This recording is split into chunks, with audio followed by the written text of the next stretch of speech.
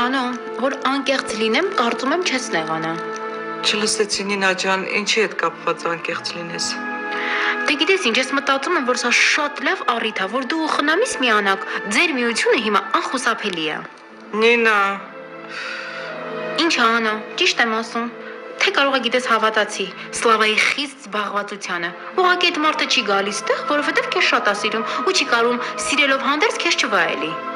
Վայ աստված, սերեմ ասել, հա։ Անո ջան, Էլենիս ու Գորիսերը ոնց որ են հեքիաթներում հանդիպող սիրելից լինի, գիտես։